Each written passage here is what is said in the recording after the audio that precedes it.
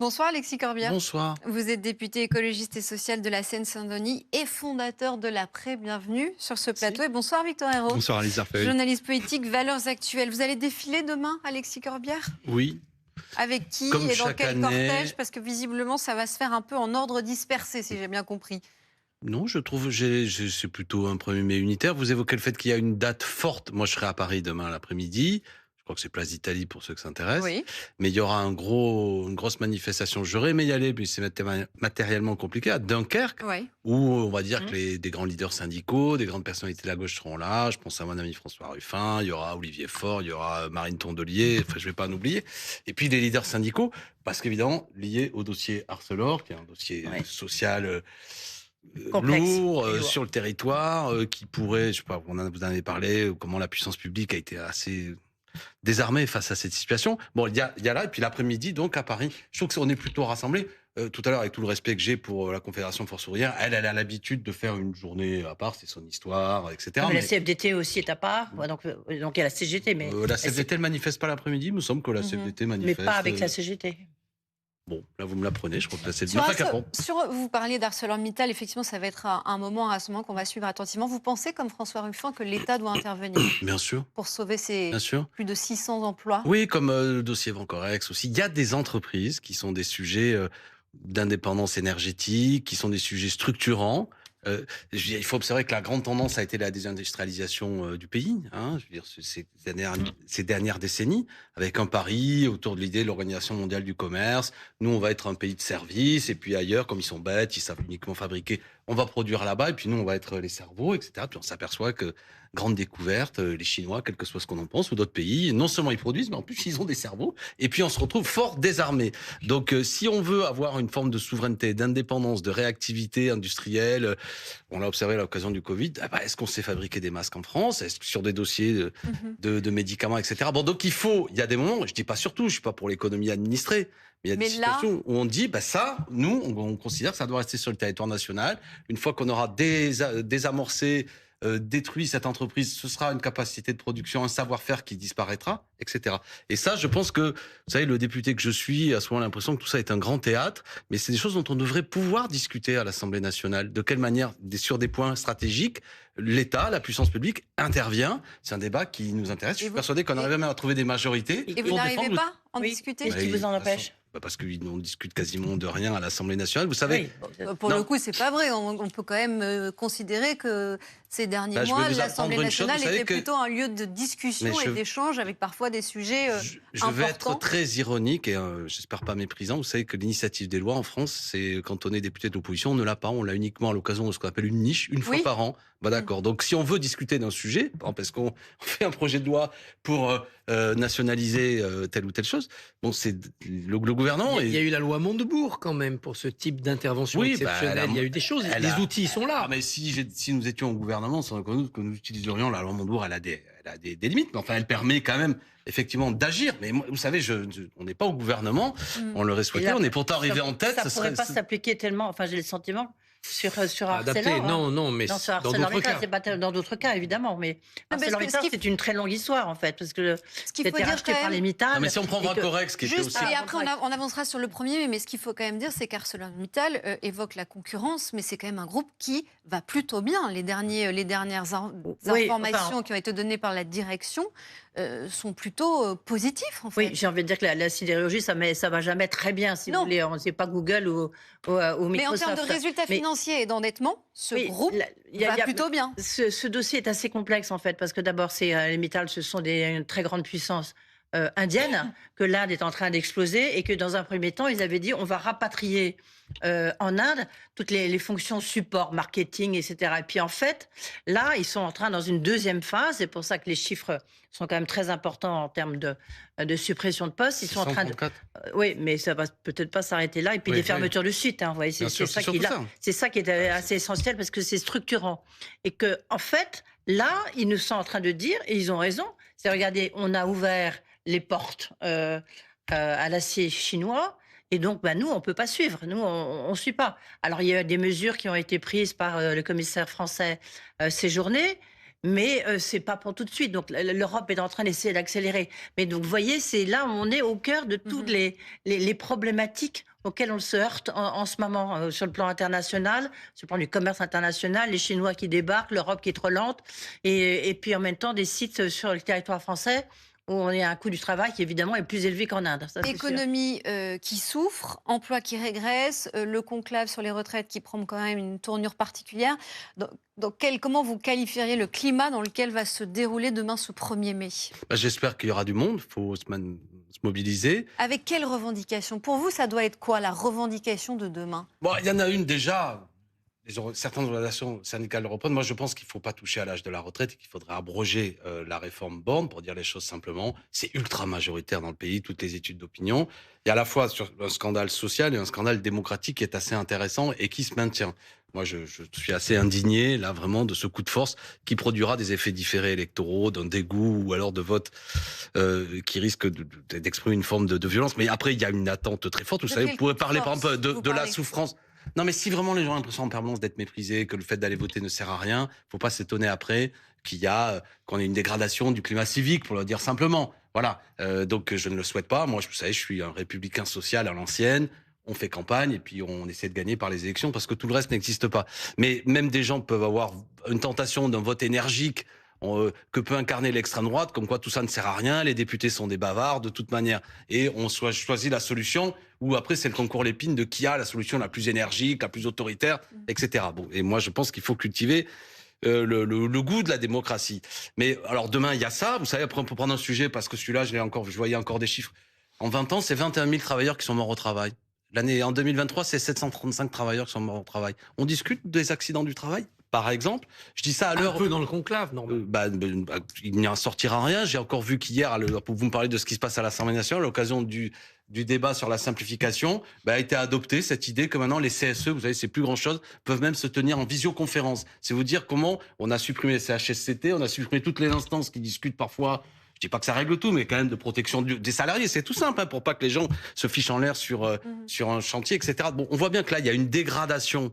Elles ont été regroupées, pour être précise. Oui, elles ont été regroupées. Et allégées, etc. Et avec de moins en moins de possibilités, notamment pour des salariés protégés, de pouvoir participer à ça. On sait très bien que ça dégrade, y compris le climat syndical qui est nécessaire au sein d'une entreprise. Les syndicats, ils sont pas là pour casser les pieds. Ils sont là pour vérifier que le code du travail soit respecté, qu'effectivement l'entreprise fonctionne avec le fait qu'on ait des salariés qui bénéficient d'ailleurs éventuellement de la richesse qui est produite, qu'ils produisent, etc., etc. Enfin, vous travaillez, j'espère que ça se passe bien, que vous n'êtes pas harcelé, et que vous avez aussi éventuellement une organisation syndicale. Je vous interpelle, mais vous avez bien compris que... Mais c'est important, je veux dire, c'est important que si quelqu'un vous embête, que si vous êtes mal payé, que si vous êtes moins payé parce que vous êtes une femme qu'un homme, vous puissiez vous défendre. Vous savez ce que on a besoin des notre syndicats. dernier sondage est là pour BFM TV, disent que 70% des Français sont satisfaits de leur travail. Alors beaucoup, c'est oui, vrai. alors moi je pense que je l'ai pris comme ça, ce sondage. Je pense que les gens, ils aiment le travail. Ils savent que c'est par le travail qu'on trouve la dignité. Et les gens, ils sont fiers de leur travail. Même des travaux parfois qui nous semblent, nous, quand on les fait pas. Moi, j'ai discuté avec des gens. Moi, je suis plutôt un intellectuel, je suis prof dans la vie, mais je vois des gens qui font des travaux pénibles, mais ils aiment ça. Et parce que les gens, il y a un lien. Alors, il y a des travaux que. Mais donc les gens, si vous posez la question spontanément, les gens, ils sont plutôt contents. Ouais, j'ai un boulot, et puis ils essaient de lui donner une dignité. Par contre, quand on va un peu plus loin dans votre sondage, c'est intéressant parce qu'ils pensent malgré tout qu'ils sont pas assez rémunérés. Oui. Ils pensent qu'ils travaillent à bloc et ils ont pas envie. En tout cas, beaucoup ne veulent pas travailler plus. Une majorité, 56%. Je les comprends. Je veux dire, ils trouvent que c'est déjà fatigant, je vous ai évoqué. Et puis, je voulais dire tout à l'heure, parce que j'écoutais M. Souillot, le débat sur la durée de temps de travail, parce que c'est souvent ça le débat. En gros, les 35 heures, c'est aussi un débat un peu technique, c'est à partir de quel moment on déclenche le fait que si vous faites des heures en plus, ce sont des heures supplémentaires. Parce que le problème, vous savez, bien souvent, les gens, ils travaillent pas 35 heures, ils peuvent travailler 36 heures, 37 heures et demie. Mais les 2 heures en plus qu'ils font, elles sont mieux payées. Donc on a à gagner, enfin évidemment, je me place du point de vue des salariés. Ceux qui disent qu'il faut travailler plus, souvent, qu'est-ce que c'est qu'ils veulent lever? Ils veulent lever le fait que vous allez travailler 37-38 heures, mais pas payé dans les 2 heures en plus des 35 en heures supplémentaires. Donc en fait, ils veulent gratter votre salaire. C'est souvent ça l'idée. Vous voyez, moi je suis pas d'accord. Je pense pas que dans ce pays... C'est la grande idée Nicolas Sarkozy. Voilà. Donc je crois pas que dans ce pays, les gens soient trop payés. Je pense même qu'il y a un problème. Et la rémunération, c'est du sonnant et trébuchant, mais ça exprime une dignité. Parce que les gens sont prêts à mettre les mains... Les gens, ils sont prêts. Les travailleurs, ils savent que c'est avec leurs mains qu'ils font le boulot. Ils sont prêts à les user. Mais s'ils sont mal payés à l'arrivée, Ça, ils trouvent que c'est indigne. Travailler plus pour gagner plus est un peu obsolète et on est plus sur une logique de travailler moins pour vivre mieux. C'est quand même ça qui ressort aussi. Alors, oui, il me semble qu'il y a aussi le souci là-dedans de la charge de l'impôt, absolument. Le travailler plus pour gagner plus ne marche pas parce que justement on travaille plus et on gagne autant, ou en tous les cas on rend beaucoup à l'État et l'État ne nous rend pas beaucoup en échange. C'est le sentiment qu'ont beaucoup de Français également. Je reviens simplement sur un constat que vous aviez tiré tout à l'heure qui me semble très juste. Sur le fait que de voter, de mettre son bulletin dans l'urne n'améliore aucunement la situation sociale. C'est un constat partagé par les électeurs du Rassemblement national, du Nouveau Front populaire, sans oublier ceux qui ne vont pas voter, qui ont déjà fait ce constat et qui ne vont plus dans les urnes, 50% de la population tout de même. Maintenant, vous disiez très justement, moi je continue le combat dans les élections parce qu'il n'y a que ça. Mais il y a une frange de la gauche aujourd'hui, comme de l'extrême droite, la vraie, c'est-à-dire la plus dure, qui considère que non, la lutte peut se poursuivre dans la rue. On entendait récemment, autour de Jean-Luc Mélenchon, quelqu'un dire qu'il fallait par exemple construire une milice d'autodéfense, c'est-à-dire se supplanter au monopole de la violence légitime de l'État, etc. C'est-à-dire là des mesures anti-républicaines. Honnêtement, est-ce que vous savez aujourd'hui mes relations avec Jean-Luc Mélenchon, mais tout à fait. Je vais défendre Jean-Luc Mélenchon. N'assimilez pas la parole mélenchonienne à ce que raconte un gamin de 20 ans qui raconte n'importe quoi. Qui travaille pour une députée de Jean-Luc Mélenchon. Pardonnez-moi, il est salarié. C'est quand même un peu plus complexe que... Non, mais Richie Thibault travaille pour Ercilia Soudek, qui est une députée. Le fond de votre question, ce que vous voulez savoir, c'est si Alexis Corbière sent une radicalisation... Non, mais... Je vous demandais pas de défendre Jean-Luc Mélenchon. Je dis, je viens de le faire, notez-le. Ça arrive rarement. Plus une radicalisation... Sentez-vous ce glissement de la légitimation de la violence physique, ou en tous les cas du contournement de l'urne à gauche? Le sentez-vous et vous en inquiétez-vous?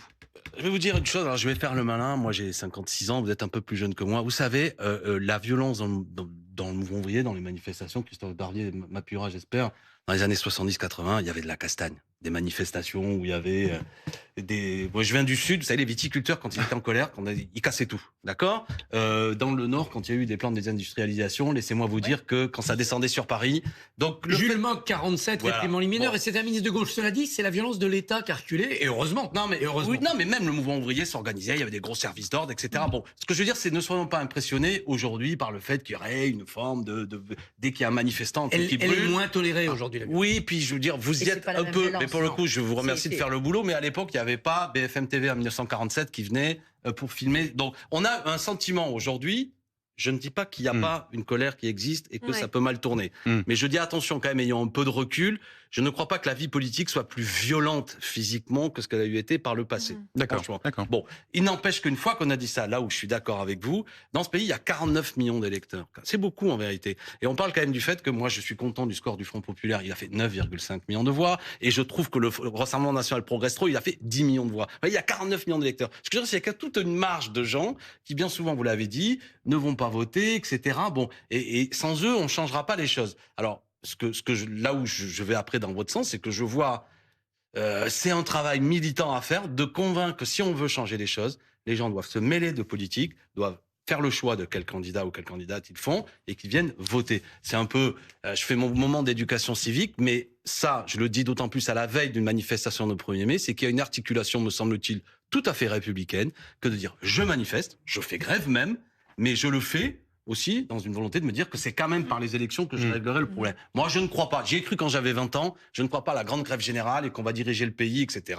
Le grand soir. Voilà, je crois que c'est dans une articulation entre mobilisation sociale et combats électoraux que les choses se passent, tel que ça s'est en fait toujours passé dans l'histoire du pays. Parlons de notre économie, du travail, de notre économie au ralenti. Les signaux ne sont pas bons, on le verra avec vous dans un instant, et notamment la baisse de la consommation des ménages, Edwige Chevrillon. Mais juste un mot sur les ponts du mois de mai. 16 jours non travaillés sur 31. Bah, c'est chouette. Est-ce que notre économie peut se le permettre? Est-ce que la France n'est pas à l'arrêt en ce mois de mai? Non, bah écoutez, vous savez, c'est des acquis sociaux, hein. Ça n'a jamais été donné, ça n'existe pas, ça. C'est des acquis sociaux. Moi, je veux bien qu'après on dise qu'il y a un problème dans ce pays, c'est que les familles se réunissent moins, c'est que des familles monoparentales, etc. Mais les 1er mai, ou même les week-ends, on va dire les choses simplement, c'est le moment où on se retrouve un peu. Oui, mais depuis, on a créé les 35 heures, la RTT, on a redonné de la souplesse à cette vie familiale, à cette vie de loisirs et de culture. On aurait pu se dire, compte tenu de la conjoncture économique, sur certains ponts, sur certains jours fériés, on va reculer en termes d'acquis sociaux, provisoirement. Dans 5 ans, dans 10 ans, on aura des croissances à 6-10% et on les remettra. Vous l'avez dit tout à l'heure, Madame Chevrier, le problème qu'on a, nous, c'est pas que la France, il y a des ponts au mois de mai, c'est que nous sommes en concurrence avec des pays, vous l'avez pointé, où les salaires sont 15-20 fois. Et où il n'y a pas de pont. Voilà, où il n'y a pas de pont, et etc. D'accord. Ou même la Chine, qui est censée être un pays communiste, où il n'y a pas de syndicat d'ailleurs. D'accord. Bon, donc c'est des dictatures en vérité qui sont une synthèse. Vraiment pas heureuse entre le capitalisme et communisme. Voilà, c'est pas l'idée que je me fais du communisme, même si ça avait fait un buzz. Pour moi, il est démocratique. Mais il y en a qui s'en sont fait une idée, ça m'a fini. On se comprend sur ce qu'on est en train de vouloir dire. C'est un espèce de capitalisme autoritaire. Voilà. Donc tout ça pour dire que là-dessus, vous aurez beau supprimer des ponts du mois de mai, il y aura toujours, ça suffira pas. Mais je reviens quand même à la discussion. Je l'ai vu tout à l'heure, je vous ai écouté. Attention, ce dont on parle quand on parle du fait que, bien sûr, il y a des gens qui disent qu'ils veulent travailler le 1er mai, souvent parce qu'ils trouvent que le salaire est trop petit et qu'après tout, s'ils peuvent gratter une journée supplémentaire, ça leur fera du bien. Mais c'est pauvre une société qui est en train de partir là. Attendez, je vais vous faire écouter un boulanger. Voilà, vous allez me dire ce que vous en pensez. Il veut travailler. Ouais. On ne peut plus juridiquement faire travailler nos salariés. Donc ça veut dire qu'on est dans un pays où il va falloir créer une loi pour avoir le droit de travailler, en tout cas le droit de faire travailler nos salariés. Moi, je suis pas pour qu'on travaille des jours supplémentaires, c'est même l'inverse. Par contre, ça fait 38 ans que je fais le métier, ça fait 38 ans que tout le monde travaille, ça n'a jamais dérangé personne. Les boulangers ont toujours été là, ça fait 3000 ans qu'on mange du pain. Donc nous, ce qu'on veut, c'est pas créer un nouveau jour de travail, c'est juste continuer celui dont on bénéficiait, ce qui était le cas jusqu'à maintenant. Mais qu'est-ce que vous lui répondez ? C'est pauvre ça? Non, c'est pas pauvre. Mais pardon, alors je suis ignorant, je pose une question. Pourquoi avant, il travaillait le 1er mai avant et aujourd'hui il travaille. Je ne comprends pas. Je respecte ce monsieur, c'est un des plus beaux métiers, boulanger. Non mais attendez, juste je veux comprendre. Oui, parce qu'il est victime de contrôle soudain, alors qu'avant il y avait une tolérance. Alors qu'il y avait une forme de tolérance. N'était pas respecté dans ce pays. Il y a ça. Alors, le 1er mai, on fermait les yeux. Il y a un jour par an, parce que même le dimanche, les boulangeries sont ouvertes. Mais il y a un jour par an où éventuellement, et moi j'adore les boulangers, je suis vraiment pour les problèmes des boulangers, je vais vous dire, c'est pas le 1er mai. Non, en plus, trop. Il faut pas trop manger, mais j'adore ça. Non, mais le problème des boulangers, vous savez ce que c'est? Moi, je prends chez moi. C'est que quand vous avez la grande surface à côté, je vais pas la nommer, où ils vendent du pain, et qui, elle, est ouverte sur des amplitudes horaires, ça lui fait de la concurrence. Franchement, les petits commerçants, c'est pas vrai que c'est la libéralisation qui va les sauver. Ça, je n'y crois pas. Bon, le 1er mai, lui, veut travailler. Moi, je le dis pour le protéger. Et puis, même s'il est pas content, il va dire Corbière, franchement, quelle tête de bois. Je pense que c'est bien que le 1er mai, il ferme et qu'on se repose. Il faut qu'on le sanctuarise. Parce que lui, il fait un métier en plus où souvent, je vous dis, le dimanche, les boulangeries sont ouvertes. Il travaille quasiment 7 jours sur 7 pendant toute l'année. Le fait qu'il arrête un jour et à travers lui, si c'est le patron, que ses salariés aussi puissent arrêter, ça fait du bien. C'est un acquis social. Je veux dire, toute l'histoire de l'humanité, c'est le rapport que nous avons entre le travail et la possibilité de se libérer à un moment donné du travail. Oui. C'est comme ça qu'on s'est construit. C'est le fond du sujet. On a déjà gagné le dimanche. Ce boulanger, ce qu'il soulève, est-ce que c'est pas aussi ce qui agace beaucoup de gens? C'est-à-dire le fait qu'ils disent, attendez, maintenant il va falloir qu'on crée une loi pour permettre à ceux qui le souhaitent de travailler ce jour-là, alors qu'en fait, nous, ça fait des années qu'on le fait et qu'on n'emmerde personne. Je donne mon opinion. Premièrement, je vais vous dire, le 1er mai, je suis pour qu'on continue à ne pas travailler, hormis les métiers fondamentaux, la police, l'hôpital, etc. Mais voilà, ça, on arrête. Après, le reste du temps, c'est quoi la grande tendance qu'on voit aujourd'hui? Vous le savez comme moi. C'est que même de plus en plus, les grandes surfaces sont ouvertes le week-end, même le dimanche, etc., etc. C'est ça la tendance générale. Est-ce que ça produit du bonheur, ça? Pour quelles raisons, souvent, on a besoin, y compris il y a des consommateurs qui viennent consommer le week-end? Parce que la semaine, comme le travail est dur, il y a moins de temps pour aller voir les commerçants, etc. Vous voyez ce que je veux dire? Vous faites vos courses le week-end. C'est-à-dire que vous bossez toute la semaine. Et après, ce que propose cette société capitaliste merveilleuse, c'est qu'en plus, vous allez passer le samedi. Moi, je fais mes courses le samedi. C'est moi dire qu'avec les mômes et tout, c'est pas, on s'éclate pas dans les, bon, c'est ça la société qu'on veut, qu'on même on y aille le dimanche parce qu'on a, bon, moi je ne crois pas à ce pseudo-modèle de liberté. C'est pas ça la liberté telle que je me fais. Aujourd'hui, on peut travailler le dimanche. Je suis pour que quand on travaille le dimanche, ça déclenche des heures supplémentaires parce que le débat, c'est le même débat que sur la durée de la semaine. En vérité, ceux qui veulent libéraliser un peu plus, ils veulent créer les conditions que quand vous travaillez le samedi ou le dimanche, ça coûte moins cher pour le patron et ça rapporte moins pour le salarié. Aujourd'hui, je connais des salariés en particulier, je vois très bien les jeunes. Je suis très concerné par ça. Des fois, ils aiment bien bosser le week-end parce que ça leur fait un peu plus d'argent. Bah exactement. Puis quand on a 20, 25 ans, tu le fais. Mais après, quand t'as des enfants, c'est pas vrai. Moi, je les vois. Quand t'es usé, t'as envie un peu qu'au moins ça s'arrête. Ce dont on discute là, je le dis avec verbe, c'est un vieux débat. L'émancipation de l'homme par rapport à l'outil de production. Quand est-ce qu'on s'en libère? Et si le projet de société, pour s'aligner sur des pays avec lesquels nous n'arriverons jamais à nous aligner, c'est-à-dire j'ai un grand truc moderne pour le 21e siècle, c'est qu'on va bosser les week-ends et même le 1er mai, Pour ma part, non. Vous avez entendu comme nous, Alexis Corbière, que François Bayrou, pour sauver les finances publiques, il a dit qu'il fallait faire travailler davantage les Français. Mais moi, je vais dire, je crois que Souillot, il a fait Vous la même allez vanne. dire la même chose que Souillot, mais oui. Non, mais parce que travailler, Ça y est. plus travailler, mais parce qu'il faut tous travailler. Non, c'est pas exactement la seule chose que disait Eh oui, François mais Bayrou, ça ne produire vous... Voilà. Non, mais produire plus, moi, Voilà. moi, je suis devenu un Travailler peu... plus, Il faut qu'il y ait produire plus. oui. Mais Moi, il y a je- plus que de gens qui travaillent, en fait. C'est Mais moi, surtout non, ça, mais, la démonstration. mais pour quelle raison, Anna Cabana, vous avez raison de vous moquer de moi, mais quelque part... en Mais même temps- jamais, Alexis Corbière. non, mais je veux dire, non, mais le fait qu'il faut, à la limite, qu'il y ait plus de gens qui travaillent, moi je suis d'accord. Je suis d'accord pour que quand je vais à l'hôpital avec ma gamine qui a de la fièvre, je passe pas des heures à attendre et qu'il y ait plus d'infirmières, qu'il y ait plus de gens qui travaillent, qu'on ouvre des écoles, que l'on embauche. Je suis pour ça. J'ai pris cet exemple, il y en a 50 000 autres exemples. On comprend ce que je veux dire. C'est-à-dire que si par contre c'est l'idée que le nombre de salariés qui travaillent, attention, hein, le chômage a un peu repris ce trimestre, donc il y avait quelque chose qui avait stagné, ça repart un peu. Si l'idée c'est de dire ceux qui ont la chance de travailler, en plus on va les faire travailler davantage.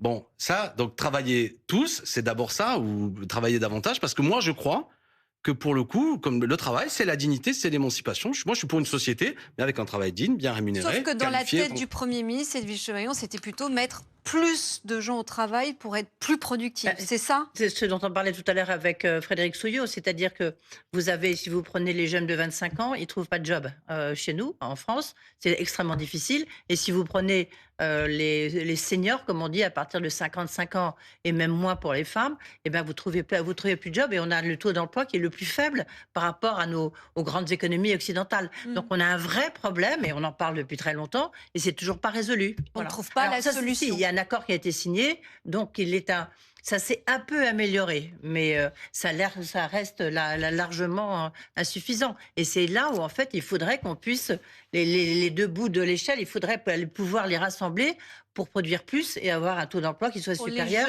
Et là, on n'aurait plus de problème de finances publiques. Pour les jeunes, on fait comment, notamment, selon vous, Alexis Corbière? L'apprentissage, mais... Non, mais... La question des charges patronales aussi. Quand ça coûte cher d'embaucher, on n'embauche pas. Le coût du travail, c'est quelque chose qui revient souvent. Non, mais déjà, on peut avoir... Non, mais le coût du travail, vous pensez sincèrement que dans ce pays, les salariés sont trop payés? Enfin, Non, je veux dire, non, on est d'accord. d'ailleurs, le Je dis qu'il y en a trop qui parlent l'État. Deuxièmement, salaire net. alors qui parle voilà, l'État. là où le débat il est intéressant, ce que dit. Non, mais c'est ça la discussion. C'est Cyril Hanouna, il faut faire comme Cyril Hanouna, il a dit qu'il fallait que le salaire brut soit Alors, comme le salaire net. Ça, et ben ça, c'est la solution. Non, alors moi je suis radical. vraiment, Ça, je vais vous dire. Il a dit que c'était révolutionnaire. Alexis C'est Corbière. contre-révolutionnaire. Ça doit vous Je vais vous dire ce que c'est. Ça suffit, il a dit qu'il ne serait pas candidat à la présidentielle. On On arrête. parce qu'on en parle. On peut lui piquer son programme. C'est déjà celui du RN Il a là-dessus. dit qu'on voulait qu'on Revenons à parle notre de son sujet. programme. Ce que je veux dire, c'est typiquement, donne-moi ta montre et je te dirai C'est l'heure. le cœur du sujet. Je vous dis, c'est typiquement, donne-moi ta montre et je te dirai l'heure. Madame Cabana gagne, je veux dire n'importe quoi. 30 000 euros. 3 000 euros brut. Allez, plus, Elle gagne. Non, mais plus. c'est une salariée qui travaille pour pas cher parce qu'elle a le goût de. Du travail et de l'effort, évidemment. Bon, voilà, elle a 2 000 euros de salaire net et 3 000 brut. Bon, bref, je prends ce chiffre-là. Le 1000 brut, ça reste du salaire, parce que c'est des cotisations dans lesquelles vous allez, vous cotisez à des organismes sociaux qui fait que si vous cassez la jambe, vous allez à l'hôpital. Ou vous attendez des heures, comme vous me l'avez dit tout à l'heure. Ça, je suis d'accord, mais il y a quand même, par rapport à d'autres pays, malgré tout, on est aujourd'hui dans une situation où la sécurité sociale, on va fêter les 80 ans de la sécurité sociale, acquis fondamental, outil révolutionnaire, une des plus belles, sans aucun doute, avancées sociales qu'on a pu faire, mais qui permet que tous ces ce que je veux dire, c'est que c'est du salaire. Bien sûr. Mais pourquoi Même si c'est du salaire indirect, ceux qui disent tout ça, c'est des charges. Quand on vous dit, si demain, Madame Cabana, je lui dis, voilà, ma grande idée, c'est que vous allez toucher 3 000. Elle va dire, ah super, on monte ton salaire. Par contre, vous cotisez plus à rien. Qu'est-ce que c'est qui va se passer? C'est que si vous avez un arrêt maladie, c'est machin. Mais non, mais qui c'est qui va? Il y a un entre-deux. Ah bah, prenez-le ailleurs. Mais non. Mais évidemment. On parlait tout à l'heure de la TVA sociale avec Frédéric Souillot, ça peut être une piste. La TVA sociale, c'est de décaler justement la charge, ce qu'on appelle la charge du salaire, vers la consommation de biens importés. On peut penser aussi à la taxe sur les robots. Mais C'est moi, une attendez. idée plutôt de gauche. Oui, attendez. Moi, je vais vous dire une chose parce que vous m'avez un peu posé c'était le débat que vous aviez tout à l'heure. Dans les années 70, les aides publiques, dans la part du PIB, c'était 3% d'aides publiques aux entreprises. Les années 79, c'était pas l'Union soviétique, hein. C'était le capitalisme à la française avec Giscard d'Estaing. 3%. Aujourd'hui, on est à 7% du PIB. C'est trop? D'aide publique, bah oui, parce que, je veux dire, aujourd'hui, c'est 200 milliards chaque année d'aides publiques, d'argent public, qui sont donnés notamment Mais parce que aux justement, entreprises. J'observe qu'en même temps qu'il y a ce mouvement, on a un capitalisme financier de plus en plus importants, qui reversent de plus en plus de dividendes à leurs actionnaires. Moi, je veux bien défendre l'entreprise. Mais si c'est une entreprise qui produit des richesses dont une part repart aux actionnaires, l'actionnaire, il est parasite. Je le dis tel que je le pense. Si vous n'êtes pas l'actionnaire, il n'y a pas d'entreprise. Oui, d'accord. Mais oui. s'il n'y a pas de travailleurs, il n'y a pas d'entreprise. Et là, il y a Si plus de la problème de richesse salaire. produit, Régler la question. si la Oui, richesse, c'est la oui, mais même chose, donc, oui. oui, mais c'est la même chose. c'est On pas- est non, d'accord c'est pour pas la même chose, constater c'est qu'on a que vous eu avez- Donc, un capitalisme qui a évolué avec, je parle bien sûr des grandes entreprises, pas du boulanger, mais vers le fait que de plus en plus, cet argent public est parti vers des entreprises qui font des bénéfices records, qui reversent aux dividendes et qui ne le donnent, qui n'investissent pas déjà dans l'outil de production, parce qu'on est quand même en vérité. Non. Il y a quand même les salaires, il y a l'intéressement. Non, mais ce que j'appelle l'outil de production, c'est insuffisant. c'est que j'avais fait, j'ai fait un il n'y a rapport pas récemment sur le suffisamment de crédit impôt recherche. redistribution. c'est ce Le que vous crédit impôt recherche c'est aujourd'hui, encore ça autre coûte. chose. Oui, mais ce que je veux dire, donc il n'y a pas d'investissement sur des aides publiques pour améliorer l'outil de production Mhm. tel que nous en avons besoin. Et surtout, les salaires ne suivent pas. J'espère que ma démonstration était à peu près compréhensible. Mais ce que je suis en train de dire, c'est que de plus en plus, il y a des aides publiques. Et on voit bien que cette richesse est de moins en moins partagée. C'est ça le fond du problème. Moi, je veux bien aider le petit boulanger par des aides publiques. Lui, il en a besoin. Mais il y a des grands groupes qui bénéficient d'aides publiques significatives. Honnêtement, non, je suis pas d'accord. Je suis pour conditionner les aides publiques. Et c'est pour ça que je dis que la tendance, on a un patronat, je parle d'un grand patronat, pleureur en permanence, qui a l'impression qu'il est étranglé tous les 4 matins. On a même eu le principal patron qui est venu nous dire que Donald Trump, c'était formidable. Enfin, je veux dire, c'était assez édifiant dans un moment où Donald Trump déclarait la guerre au pays. Bon, moi, je dis, franchement, on les aide beaucoup. On a un patronat subventionné qui nous coûte cher. Voilà, ça nous coûte trop cher. Et vous voyez, moi, je pense que c'est 200 milliards chaque année d'argent public. On pourrait en investir tout, voire même une partie significative. Pour Mais avoir, je reviens à mon hôpital. Juste mais un mot. L'actif n'en voit toujours mot. pas la couleur. Pardon L'actif n'en voit toujours pas la Mais si, couleur. je suis en train de vous dire que par ailleurs, Non. cette richesse, moi je suis pour flécher, vous savez, pour le coup c'était une proposition, je vais reciter le programme que nous portions avec Jean-Luc Mélenchon, pas d'écart supérieur de salaire dans l'entreprise de 1 à 20. Et si les patrons veulent s'augmenter, tout le monde s'augmente. Tout le monde, c'est Dites donc vertueux. que ça fait 2 fois que vous le citez en l'espace d'une Ouais. demi-heure. Je Pour en pense dire qu'il se passe du bien, quelque chose. Mais parce que je Oui, pense oui, qu'il oui, faut, oui, oui, oui, mais parce que je pense qu'il faut prolonger Vous avez son œuvre. peut-être quelque chose à nous annoncer Non, ce mais je soir. pense qu'il faut prolonger son œuvre, faire mieux, en créant les Juste conditions par une candidature Sur les commune. 40 que nous puissions milliards d'euros gagner. à trouver pour faire passer le budget 2026, on a assisté quand même à tout un tas d'idées là qui ont été Au concours Lépine, on peut au le dire. c'est concours l'accord de Paris, Lépine. là, ouais. Voilà, il y a eu le retour de la taxe d'habitation et finalement ça a été démenti, rétropédalage, la niche fiscale pour une partie des retraités. Est-ce que vous pensez, Alexis Corbière, que malgré ce que dit et ce qu'affirme le gouvernement, il faut s'attendre à de nouveaux impôts, la tentation de la nouvelle contribution est bel et bien là et on ne va pas y échapper? Bah, c'est ce qu'il semble dire. Hein. Je vois Non, bien c'est pas ce qu'ils disent, justement. Non, mais il a dit qu'il faut y aller vers 40 milliards. Enfin, je veux dire, c'est un choc qui nécessairement va prendre la forme que les uns et les autres. La pente, c'est faire contribuer davantage vous et moi, quoi. Enfin, plutôt que, là encore, je vais pas revenir sur ma démonstration. Et surtout, c'est comme, vous savez, c'est Harry Potter, le film, celui dont il ne faut jamais dire le nom. Là, il y a une chose dont il ne faut jamais parler, c'est qu'éventuellement, on demande à ceux qui ont accumulé des fortunes d'avoir un impôt plus important. Mon amie Clémentine Autain avait porté avec Eva Sass à l'Assemblée la taxe Zuckman, on l'avait même adoptée, qui permettrait de faire entrer dans les caisses de l'État plusieurs milliards en reprenant seulement 2% pour les 1600 personnes les plus fortunées du pays. Bon, voilà, il y a des solutions qui ne signifie pas demain que c'est la Corée du Nord, la France, tranquille, qui amène seulement à être vers des modèles qui sont même pas ce qu'étaient les années 70 de Giscard en termes de fiscalité. Mais on nous dit tout ça, c'est une folie, on veut pas en entendre parler, Mais vous en êtes même un temps, exagéré. regardez, je ne sais pas si vous avez vu les chiffres, là, je les ai découverts tout à l'heure. Les frais de personnel de l'État, là, en 2024, ça a augmenté de 7 milliards. Ça continue à augmenter. Donc, quand on parle d'austérité, notamment, on voit bien quand même que l'État continue, en fait, à dépenser plus. Bon, alors moi, pour le coup, je vous fais créer une chose. Je sais pas de quoi on parle, parce que moi, vous savez, dans mon quotidien, Les dépenses courantes de l'État, donc les frais de personnel. mais moi, dans mon quotidien, je vois pas d'école Oui, dans non, ma mais je suis circonscription d'accord. où il y a trop de profs. Ah ben non, mais Je suis encore mobilisé non, mais parce que l'hôpital, depuis le mois de c'est janvier, normal. il y a un instituteur de CM1 qui est Non, même mais pas on est bien remplacé. d'accord. Bon, bref, il y a des Oui, tas, mais on les connaît C'est la tous. masse Mais on elle-même sait des plus où ça va. fonctionnaires qui, Ouais. parce qu'ils Ah oui. progressent en carrière avec chaque année dans l'âge, Ouais. poussent devant elles Ouais. une énorme inflation de coûts. Ouais. Et en plus, le coût masqué de leur retraite. Bah oui, Parce que tous ces merci. fonctionnaires vont vivre très Eh oui. longtemps, et c'est très bien, on est ravis pour eux et pour le pays. Mais c'est une masse financière qui pèse sur la France pour les années à venir. C'est extrêmement inquiétant. Et qu'est-ce que vous proposez? De réduire la retraite. D'abord, Pardon, on ait mais- moins de fonctionnaires, beaucoup moins de fonctionnaires moi, je suis pas d'accord. en centrale, et qu'on fasse ce que Barnier avait suggéré, qui me semblait être une idée de gauche, qu'on embauche des fonctionnaires de terrain, votre école, le gendarme, c'est l'infirmière, l'hôpital. mais plus du tout plus du tout dans les administrations centrales. Ouais. Ceux qui doivent prendre le relais, c'est le numérique, Honnêtement. c'est l'intelligence Pour ou contre artificielle. c'est le Alexis téléphone. Corbière. Et Vous après, êtes on un homme, avance. alors je suis pas d'accord avec vous, mais vous êtes un homme fin, en vérité. Vous croyez sincèrement que les administrations centrales, c'est ça qui coûte trop cher au pays? Vous pensez Ah oui. sincèrement?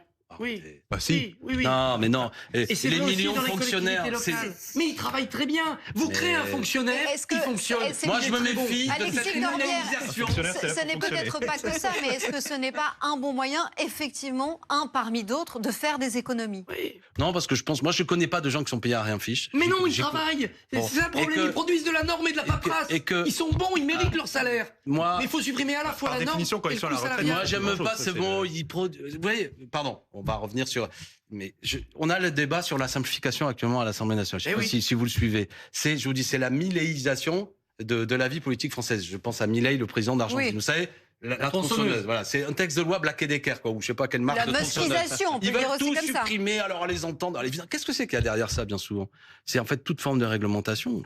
Dès qu'on touche tout ce qui est environnemental, il faut Eh tout oui, balancer, Il y a tout, des tout. bonnes normes de protection. Non, mais mais essayez de créer non, votre mais entreprise. Tout est rien, il y a Essayez de créer votre peut-être un entreprise. milieu, non? Non, Je mais sais pas. s'il y a des choses, je sais pas, vous savez, par exemple, Monsieur Bayrou qui était à la tête de, je sais même plus, le Haut Commissariat à la au plan. planification, je sais Au pas plan, combien ça nous ouais. coûte, mais franchement, que ça disparaisse ou que ça reste, de toute façon, il n'a pas fait grand-chose. Le même, donc, il y a beaucoup de leçons qui sont données. J'ai eu Monsieur Wauquiez, vous savez qu'il y a trop de dépenses publiques. Ah, il est juste épinglé dans une histoire un peu délicate, vous savez, de près de plusieurs centaines de milliers d'euros sur des frais de bouche. Il y a souvent derrière ça des gens, je veux dire, c'est pas vrai, quoi. Enfin, et puis surtout, on en revient à la discussion de tout à l'heure. Affaiblir l'État, moins de capacité de l'État et de puissance publique d'intervenir. Alors qu'à côté, on est 200 milliards chaque année d'argent public qui part vers des entreprises sans aucune condition, etc. Bon, moi, je suis pour, évidemment. Enfin, je veux dire, revenons à des choses simples, quoi. Le partage. Est-ce Et qu'on peut revenons. partager un peu les richesses? Est-ce qu'on peut faire en sorte d'une idée toute simple? On vivra bien en vivant tous mieux. C'est pas vrai que, et les inégalités, c'est pas seulement une question morale. On a le droit de les dénoncer sur le plan moral. Mais même, on ne peut pas faire Ça société dans ressemble une presque société à un inégalitaire. slogan de campagne. On vivra bien si on... Si on vit tous mieux. Si on vit tous mieux, oui. Non, mais je veux dire, Bien sûr. vous savez, vous et moi, en plus, on a tous un cœur, mais quand même, donc déjà, c'est important, une société morale, dans laquelle il y a, vous savez, le plus beau de notre triptyque républicain, le mot le plus beau, c'est celui de fraternité, en vérité. C'est-à-dire le fait que je ne suis pas indifférent au sort d'autrui. Dans les grandes convictions spirituelles, ça peut être dit différemment. Je dirais, aime ton prochain. Bah, moi, je suis d'accord avec ça. C'est-à-dire que celui qui est allongé par terre dans la rue, je veux dire, même si je le connais pas, eh ben, ça m'ennuie et ça me fait mal dormir. Et bon, bref. Donc, soit il y a la solution caritative, je le prends à la maison, soit il y a la solution service public et je fais en sorte, même si je paye mon impôt, que, bon, etc. Mais là- Attendez. Vous Donc, l'avez ce que déjà je veux fait, dire, ça, c'est par que- exemple, vous l'avez déjà fait? Le côté caritatif? D'accueillir quelqu'un que vous croisez dans la rue? Non, mais je sais pas, vous en parlez. Non, enfin, j'ai déjà mangé avec des gens comme ça que j'ai invités et tout. Non, honnêtement, j'ai des enfants, je prends pas des gens chez moi que je rencontre dans la rue. Mais ce que je veux dire, c'est que quand même, c'est un très beau geste si des gens le font. Mais je veux dire, la solution, c'est pas celle-là. Vous voyez ce que je veux dire? Soyons honnêtes. Vous avez une femme seule qui vit, on va pas héberger un type chez soi qu'on connaît pas. Par contre, ce que je suis en train de démontrer, c'est que d'où l'intérêt du service public. Et je veux répondre à votre, de dire que vivre mieux tous. C'est pas l'idée de l'égoïsme, à savoir je m'en sors individuellement et je me fiche du sort d'autrui. On ne fait pas société comme ça. On n'est pas heureux dans une société de violence. Ce que je veux dire. Donc la question du partage et donc de l'impôt, elle vient de... Non, mais Il faut Alexis. qu'on avance, Ah oui, il faut pardon. qu'on avance. Je suis désolée parce que oh là là, on vous est- parliez de Clémentine Autain tout à l'heure. Mon amie. Parlons justement, votre amie de la course à la présidentielle. Ça y est, elle aussi est dans les starting blocks. Ouais, formidable. Apparemment, on va écouter sa déclaration aujourd'hui. C'était à la radio ici, Drôme-Ardèche. Ah, je serais sans doute, si nous avons une démarche commune, candidate à représenter l'ensemble de la gauche, avec la gauche et des écologistes. Mais le moment, pour l'instant, est de savoir qui dit OK. Et j'ai entendu un certain nombre de responsables politiques répondre positivement à l'appel lancé par Lucie Castet à se retrouver le 2 juillet pour entamer ce travail. Et je souhaite que vraiment tout le monde s'y mette et qu'on puisse ouvrir nos cadres.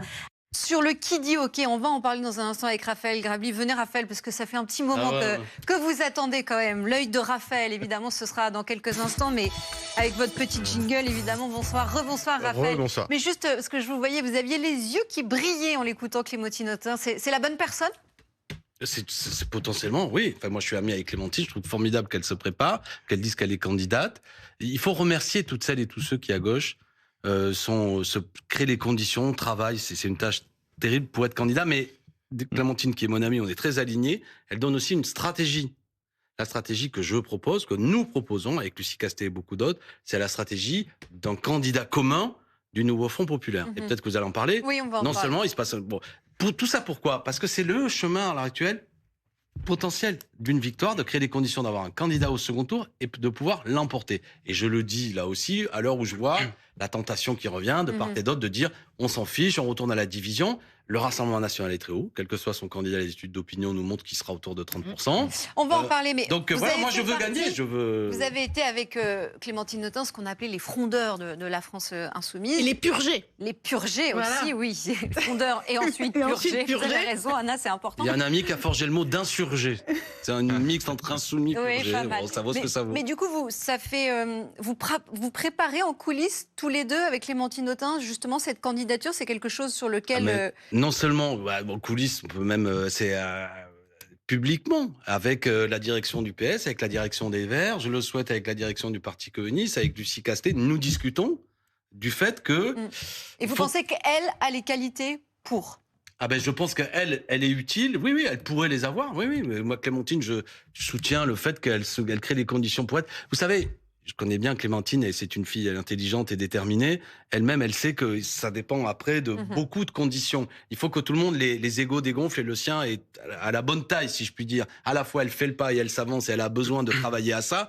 Et à la fois, elle travaille aussi pour l'intérêt général. Donc Clémentine ferait une excellente candidate, mais il y en a peut-être d'autres. Vous savez aussi que j'ai une certaine proximité avec François Avec Ruffin. François C'est plus Eh la oui. méthode qui manque Voilà. que Non, les talents. On Voilà, va parler à ce de... stade, ce que vient de dire Christophe Barbier, moi, ce qui m'intéresse, après on verra celles et ceux qui y participent, c'est est-ce qu'on est d'accord pour dire que si on veut éviter une défaite, Mhm. je parle d'un point de vue d'un homme de gauche, il est bon qu'on se présente pas à nouveau divisé à l'occasion de la prochaine élection présidentielle. La question n'est pas de savoir qui aura la plus belle tombe de notre cimetière. Il y a des gens qui pourront peut-être des tombes magnifiques à 15%.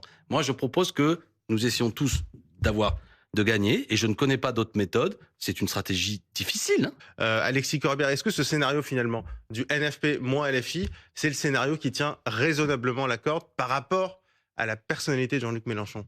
Moi, je suis venu pour sortir de ça, justement, parce que je sais que plus long. Non, mais vous tout le êtes monde, toujours- enfin, Non, non, chez je veux vous, dire- beaucoup veulent sortir de ça. Je vais dire des choses telles que moi je les vois. C'est un petit désaccord que j'ai avec Olivier Faure, que j'aime bien, et je souhaite vraiment qu'il gagne son congrès. Je le dis, s'il y a des socialistes dans la salle, votez pour lui au congrès, parce que sa ligne me semble être la plus claire. Mais une fois qu'on a dit ça, je suis pas à ce stade d'avis de borner ce que nous voulons faire à gauche. Moi, je suis sans exclusive ni sectarisme. La France insoumise est un courant politique de la gauche. Jean-Luc Mélenchon est une personnalité qui a joué un rôle historique important. Il devrait aider là-dedans à ce que... Vous voyez, moi, je suis pas d'accord pour dire non, la gauche sans vous, en diabolisant FI. Mais vous plus savez que- bien qu'il ne le fera pas. Alors- quand Ah, même. non, non, Bah oui. non, Attendez, voilà. attendez, Mais attendez, Anna, si je peux me permettre... moi, non, mais ce qu'elle dit est Non, mais important, oui, c'est mais que- je voudrais qu'on l'écoute, Jean-Luc Mélenchon, parce qu'il était là hier à votre place, quasiment la même place. Ça sent encore le souffle. On va écouter ce qu'il disait justement sur la présidentielle. Si c'était si contre-performant, on aurait vu à ma place surgir les belles personnes. Madame Hidalgo à 1,67. Monsieur Jadot, si raisonnable, à peine 4. Ou bien Monsieur Roussel, si fréquentable, puisqu'il est sur tous les plateaux, 2%. Et c'est moi qui fais 22. Pourquoi? Parce que les gens savent qu'un homme politique sans défaut, ça n'existe pas. Mais des hommes politiques sans conviction, il y en a plein. Donc, ils préfèrent celui qui a des défauts et des convictions que ceux qui n'ont pas de défauts et aucune conviction. Donc lui, on a compris qu'il a quelques défauts, mais qu'il a beaucoup de convictions et que donc il va falloir encore faire avec lui. Comment vous allez faire? Déjà, il l'a pas dit à la fin, c'est vous qui lui faites dire. Non, mais Non, non, je n'ai fait que moi, la dernière reprendre les discussion que mots, j'ai hein. eue avec Jean-Luc Mélenchon, les yeux dans les yeux, il m'a dit, je ne vais pas y aller, Alexis. Est-ce que vous l'avez etc. cru, Alexis Corbière? Ah ben, des fois, il y a des moments où je doute, mais pourquoi C'était quand C'était quand nous parlions encore. Oui. Ah oui, Donc, Oui, alors, il y a un petit moment quand Ouais. même. Non, mais Non, mais- soyons sérieux. non, mais plus, plus Non, mais sérieusement. Jean-Luc, c'est Oui, un combattant. sérieusement. Je vais vous dire une chose. C'est un gladiateur de ce point de vue-là. J'admire le. C'est pas rien ce qu'il dit quand même, il plus faut- sérieusement. Ce Non, qu'il mais dit, il y a- c'est en gros, moi, certes, je suis pas parfait, j'ai des défauts, Oui. parfois je m'emporte un peu, mais en gros, je suis encore le meilleur pour réunir la gauche. D'accord. Alors, pour réunir la gauche. Pour faire gagner la gauche. Pour faire un gros score à gauche, sans doute. Mais Jean-Luc, il doit... Comment dirais-je? Moi, je pense que malgré tout, Jean-Luc a fait des campagnes magnifiques, mais il n'a pas été au second tour la dernière fois. Et pourtant, j'ai pas usé mon énergie avec d'autres pour créer les conditions qu'il y soit. Il n'y est pas arrivé. Deuxièmement, aujourd'hui, j'invite Jean-Luc Mélenchon, qui est comme moi un homme de gauche, à voir la situation, notamment la puissance de l'extrême droite. Et je demande à Jean-Luc de réfléchir vraiment en son fort intérieur. Est-ce qu'il pense qu'au second tour, la stratégie qui est la sienne depuis 2 ans, s'il est face à l'extrême droite, est-ce qu'il est convaincu, Jean-Luc, qu'il gagne? De l'emporter. Moi, je ne crois pas à ça. Je crois que la stratégie à l'heure actuelle de Jean-Luc, je parle du second tour, il aurait pu faire un autre choix. Mais depuis 1 an et demi, est une stratégie qui amènerait à ce que il n'arriverait pas à emporter avec lui toute une série de gens qui sont un peu centristes et tout. Raphaël Gravik, Mais moi, il veut le gagner par la rue. Il veut que l'élection de l'extrême droite provoque un choc dans la société. Quand il en appelle à la France nouvelle, celle des quartiers de l'islam, quand il se met derrière une avant-garde, il est dans un processus, et c'est cohérent avec son parcours révolutionnaire. On va pas gagner par les urnes, les élections sont faites par la société bourgeoise, mais quand l'extrême droite sera au pouvoir, je vous laisserai pas la défense va je vous laisserai pas dire ça. Jean-Luc Mélenchon, l'homme que je connais, j'ai passé des soirées entières à discuter, n'est pas un homme qui pour prendre le pouvoir par la rue, il est pour prendre le pouvoir par les urnes. Maintenant, attendez, 2 choses. D'abord, le message que je veux faire passer, c'est que moi, je suis pour que ce processus de rassemblement, à l'heure où nous parlons, il s'adresse à tout le monde. Si des gens nous disent on veut pas y aller, qu'ils le disent. Mais donc, je m'adresse à mes amis insoumis, à Jean-Luc Mélenchon. Jean-Luc, créons les conditions de refaire à l'échelle présidentielle ce que tu as fait à l'échelle législative, de rassembler tout le monde, de Philippe Poutou à François Hollande. C'est pas dire. Quand je dis ça, il y a des gens un peu des sectaires qui disent « Ah, tu parles d'Hollande ». J'ai aucune sympathie pour la politique de Hollande, mais j'observe qu'on a réussi à faire au nouveau Front Populaire un arc de force qui a créé une dynamique. Est-ce qu'on peut pas le refaire à l'occasion de l'élection présidentielle? Là-dedans, que Jean-Luc défende, lui, ses qualités, s'il le fait pas lui, ce serait dommage. Mais je dis qu'il y a peut-être d'autres personnes, on a évoqué des noms, qui peuvent aussi rassembler tout le monde. Et c'est la limite d'ailleurs du sondage dont on vient de parler, c'est qu'il pose la question essentielle, là, Jean-Luc Mélenchon, c'est l'incarnation. D'accord. Et effectivement, c'est pas un amas, un agrégat de forces politiques, à un moment, il faut qu'il y ait une incarnation qui sorte. Et donc la question, c'est aussi, sans Luc Mélenchon, qui peut y aller et qui peut gagner sans Luc Mélenchon? Alors, en termes d'incarnation. Ce que nous dit le sondage, c'est que s'il y avait une candidature insoumise à côté d'un processus de dynamique, je crois qu'elle est à 8%. Oui, parce que la candidature de Jean-Luc Mélenchon, j'ai été au premier rang pour voir, elle a quand même bénéficié du vote utile en 2022 et même en 2017. Faut pas me raconter d'histoire, je l'ai vécu de près. On était à 12% dans les sondages et on prend 10 points à la fin parce qu'effectivement, les candidats qu'il a nommés, je veux pas être cruel, arrivaient pas trop à se faire entendre, c'est le moins qu'on puisse dire. Et que Jean-Luc faisait une campagne magnifique et dynamique. Mais ça, c'est du vote utile qui a amené à ce que les gens, la dernière fois, le récit de la campagne la dernière fois était qui va être au second tour face à Emmanuel Macron. Le récit de la prochaine présidentielle sera qui va être au second tour face à l'extrême droite et qui battra l'extrême droite. Ça n'est pas le même récit et ça n'est les gens ne donc vous voyez, la dernière fois Jean-Luc Mélenchon était un excellent bulletin de vote pour éventuellement créer les conditions que Marine Le Pen ne soit pas au second tour. Cette fois-ci, si des études d'opinion et puis une ambiance générale et à laquelle moi aussi je crois. La stratégie de Jean-Luc est celle qui ne permet pas de battre Marine Le Pen. Vous verrez qu'il y a un vote utile qui risque de se tourner vers d'autres personnes. Est-ce que vous, par exemple, vous seriez favorable à une primaire qui départagerait tous les candidats choisis par chaque composante du nouveau Front populaire? Pourquoi pas? Moi je suis pour. Écoutez, j'ai même écrit un livre. Est-ce que ce serait pas j'ai même écrit un livre contre les primaires. Je suis pour une méthode qui arrive à un candidat commun. Écoutez, le Vatican, qui n'est pas en soi un État démocratique, à ma connaissance, mais ils vont quand même se réunir les cardinaux pour choisir qui va être le prochain pape. On ne sait pas donc, combien de temps ça va prendre. Font, on peut quand même faire la même chose. Pourquoi nous, on ne se réunirait pas les Vous voulez un conclave, en fait. Non, je ne veux pas dire parce que il y a même une dimension divine. Je suis pour que ce soit à ciel ouvert. Mais pourquoi ça Et comme on dit au Vatican actuellement, même dans la gauche, c'est des vacances, le siège est vide, mais à nous de choisir. Victor, on a juste un mot là-dessus. Pourquoi ça n'est jamais vraiment venu avec insistance dans les discussions, cette idée de primaire avec quelqu'un de désigné par chaque composante du nouveau Front populaire et ensuite on les départage? Mais vous les imaginez dans un conclave? Mais non, mais regardez la scène. On ferme la porte il faudra les pizzas, et on attend. Je peux rajouter une dernière chose parce que vous avez dit tout à l'heure, toute l'histoire de la gauche. On est fouetté par les événements pour s'unir. C'est jamais des grandes histoires d'amour. Mais en 34, vous savez, il y a le 6 février 34 et la gauche. Et les communistes et les socialistes se détestaient à un point très important. Et il y a le nouveau Front populaire. Là, aux dernières européennes, tout le monde s'est dit des méchancetés. Mais quand il y a eu la menace de la victoire de l'extrême droite, on s'est réunis. Ce que je veux dire, c'est qu'il y a aussi la gravité du moment qui peut entraîner les choses. Moi, c'est le message que je fais passer sur votre plateau. Je dis à tous les amis. Actuellement, on risque de subir une défaite. Alors je veux bien qu'on trouve, même moi je vous dis, j'ai écrit un livre contre les primaires il y a 9 ans.